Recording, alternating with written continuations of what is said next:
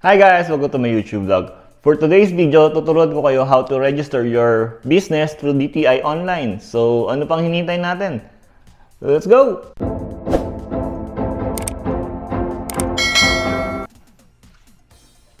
So first, punta ka sa website nila sa bnrsdtigov.ph Business Name Registration Portal. Sa Google yan. So, hanapin mo siya. Just click it.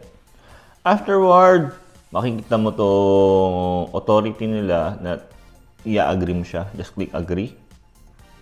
Afterward, titignan mo yung business name of registration, owner's information. Application pertains sole proprietorship doon. So, kung may states ka ba o nakatira ka sa Pilipinas, just click no, no. Ayun, tapos mga major na requirements like citizenship, first name, middle name, last name, and suffix and birth certificate. Yung mga basic requirements sa pag-a-apply ng mga business.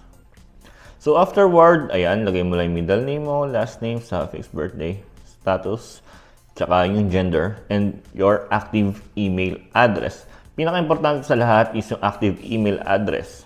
Kasi magpapadala sila ng mga requirements or OTP na ipapa-verified. So once na malagay mo na siya, ayun yung confirmation, nakalagay yung citizenship mo, tapos i-review mo lang maigi, first name, last name, middle name, suffix, birthday, gender. Kasi lalabas sa certificate yan.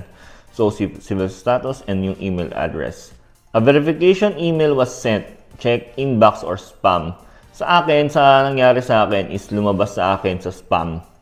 So kung walang lalabas sa inbox mo, check mo yung spam mo. Spam email. Once na lumabas ang spam email, ayan, lalabas na yung email verification.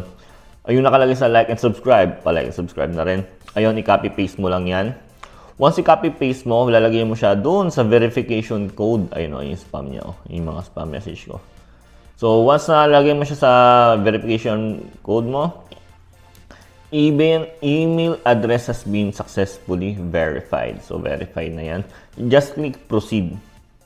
After you click proceed, you will go to the business scope, regional, city, or barangay. So, gaano kalaki yung business mo, anong sakop mo. Gagaya na sa amin, ang business lang namin is like a small-time sari-sari store / poultry shop. So, inter-barangay lang siya. Hindi ko nasasakupan ng buong city, hindi ko nasasakupan ng buong regional. So, sinisingil lang sa akin is for 200 pesos for the DTI fee. So, yung documentary staff kasama na yun. So, suma total is 230 pesos. Kung small time ka naman, kagaya na sari-sari store, yun nga, 200 pesos ka lang. Okay? So, once you register, definition of territorial scope, basahin maigi yan kasi importante yan. Yan. So, after that, yung dominant name. Dominant name is yung magiging pangalan ng tindahan mo. And then, kung anong description ng tindahan mo, ay ipa-follow up. So, kunyari, for example, dominant name is 1. And then, the sari-sari store is gonna be the business name. So, business name is gonna be 1 sari-sari store. Ayun yung best example. So, once you put everything, yung region, municipal, barangay, stuff like that, yung dominant name, yan, search mo kung anong business mo, kung ano siya.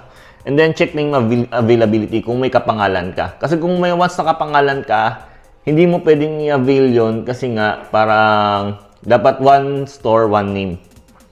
So, yan. Kunyari, ganyan yung nangyari sa akin. Poultry shop product. Ganyan ko. So, registered IP or registered is John or Philip. Hindi siya pwede kasi nga may kapangalan. So, yung iba, pass.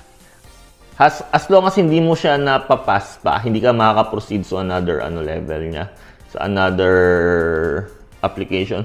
So, you have to rename it. Ayan. So, once you pass everything, ayan na, pass everything na. Nilagay ko na pangalan is IP Poultry Shop. Yun lang. Tapos yan, nakapass na. So, yan, lahat ng status is passed. Once you pass, basahin mo muna yung mga reminder kung ano siya. Basahin mo na lang kasi we don't read really talaga. Yun. And then afterward, click next. Once you click next, ayan na. Lalabas yung reference number mo, reference code mo. Importante yan, screenshot mo agad yan kasi magagamit mo yan in the near future. Once you have the preference code, ayan na. Business address, ayun na yung business. Kanina yung personal mo eh. So, yung mga business na location. Kung nakatira ka sa mismong business, pwede mo i-copy-paste na lang yan. Kagaya ng ginawa ko, copy-paste lang yan. So, ayun lang, inulit ko lang. Business address, yan, same. Tapos, ayun na yung pangalan, Poultry Feeds Product Trading. So, ayun na yung lahat ng scope, barangay, region, NCR, National Capital Region. City namin is Caloocan. Tapos, documentary stop, 30. And then, registration fee is 200. Once ma-double check mo na tama yung mga documents mo, please just click proceed. Ayan na, business information. Paulit-ulit lang yan. Tapos, double check mo lang maigi. Kasi nga, baka, once you click it and you pay it, ayun na yun. Double check maigi. Yun. So, okay na. Double check. Okay na. So, reference code, bibase yung reference code. Kung ano yung reference code mo kanina, ayun pa rin yun. So, please like and subscribe. Maraming salamat. And then, yan, basahin ulit yung mga oath-taking. Yan, yan. Last consent. Applying business. Ayan, basahin yung maigi. By applying for a business name, I hereby agree the consent of processing the personal information. Kasi, syempre, yun yung mga dapat correctly at pinasa mo. Kasi nga, sa government yan, for government and business purpose.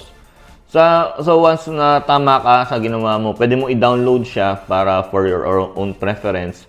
And then, click proceed. Once you proceed, ayan na, payment details na siya. So, may breakdown dyan. Once you have the breakdown, pwede ka mamili from GCash, Visa, JCB, Maya, Land Bank, BIS, at saka DTI Teller. So, clinic yung GCash. So, ang GCash is may 10 pesos na fee. I don't know why. So, once you click GCash, automatic na yan. Proceed payment. Department of Trade and Industry, ayan. So, processing. So, mag-i-email sila sa verification code sa spam mo para ilagay mo yun doon. Kaya, maproseso talaga yung GCash at saka yung email mo. So, dapat maayos ang email mo. Once you put it there, transaction paid and complete. Click mo na yung next. Sa pinakababa, makikita mo na yung official receipt, certificate, at saka undertaking. So, yun yung mga codes of ethics and everything. So, once you have this, pwede mo na siyang i-download through internet. Once you download through internet, magkakaroon ka ng ganito.